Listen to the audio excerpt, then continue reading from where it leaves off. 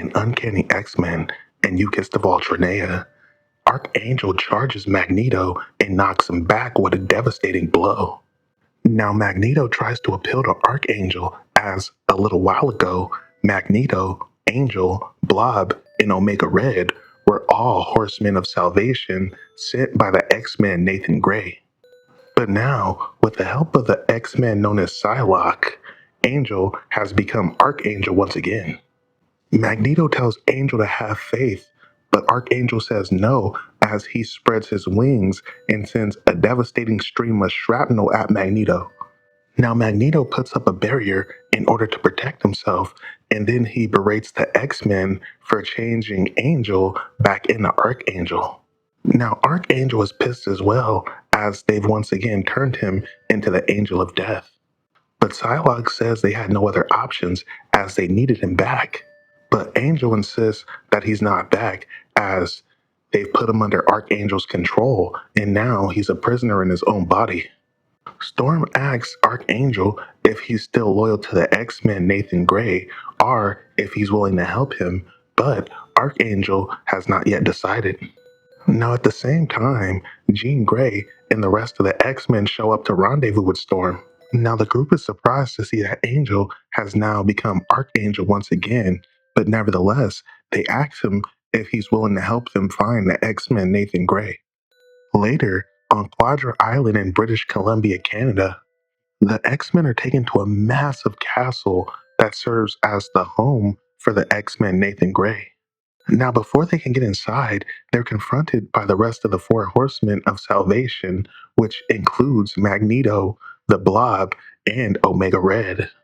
They tell the X-Men that this is a holy place and they can't allow them to desecrate these grounds with their presence. Now, Jean Grey asks why is the X-Men Nathan Grey afraid to face them? Why does he hide? But in a brilliant flash of light, Nathan Grey appears as he tells Jean that he's not hiding. He tells the X-Men to say what it is they have to say and then join his side or be destroyed. As Jean calls him Nate, he tells her don't use that name as she uses it believing it will remind them of the biological bond they share. As yes, in another world they would have been related, but it means nothing right here and right now. Jean Grey wonders why he would do this as he used to be a hero, but Nathan tells her there's nothing to explain as a while ago she already agreed with him at the coffee shop. Now Jean thinks back to the coffee shop in a conversation she had with an old lady. The older lady would express discontent about how they turn a blind eye to all this death, destruction, and murder while letting the corporations take over everything. Now, Jean Grey did agree with her, but she never got the chance to finish elaborating as she was going to tell the old lady there is always hope. But that old lady ended up dying later that day, so unfortunately, there was no hope for her. Now, Psylocke telepathically tells the group that the man is impenetrable. Instead of standing here trying to negotiate with him, they should impose the totality of their force and subdue him.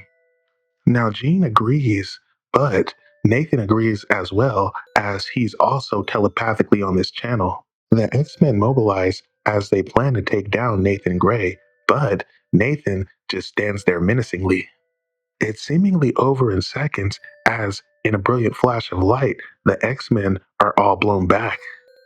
As Nathan has the X-Men suspended in the air, Jean tells him to put them down, but Nathan asks why would he do that, so you can simply attack me again?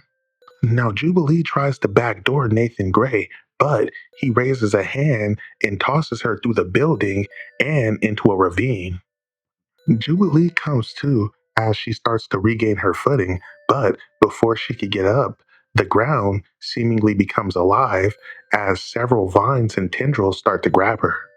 But luckily for Jubilee, she gets some much needed backup in the form of Armor, Glob, Rockslide, and Pixie, who have shown up with Legion, Professor Xavier's crazy ass Omega level son, in order to help and possibly take out Nathan Grey.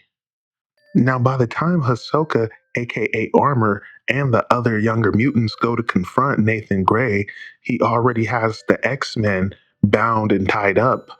Now, instead of charging in and fighting, Hisoka tries to talk to Nathan Gray as she simply wants to understand where he's coming from. Hisoka would ask why he's doing all this, but Nathan tells her it's because he's dying, and so he's trying to save the world before he goes. Hisoka tells him that his change is causing all kinds of pain, suffering, and hurt, but he goes on to tell Hisoka that change is always scary. But ultimately, he doesn't know if he's right. He just has to trust that the ends justify the means. Now, Legion pushes Hisoka back as he radiates with power and his eye glows, and he tells him that he's going to banish the X-Men back to the world he came from. In a brilliant flash, it's all over as Nathan Gray does end up back in the world he came from, but the younger X-Men end up back in his world as well, as some of them boast a new, more demonic looking appearance as they now find themselves in the age of apocalypse. To be continued.